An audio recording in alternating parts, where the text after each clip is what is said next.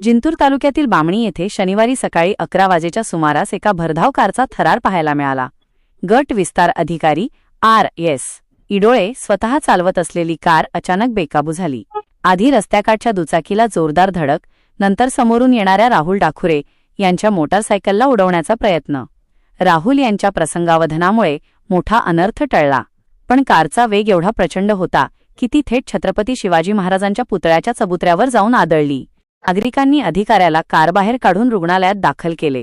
सुदैवाने जीवितहानी टळली, पण उपस्थित नागरिकांनी मोठा दावा केलाय। विस्तार अधिकारी मद्यधुंद अवस्थेत होते का? पोलीस घटनास्थळी पोहोचले, पंचनामा झाला, कार टोचन करून ठाण्यात आणली।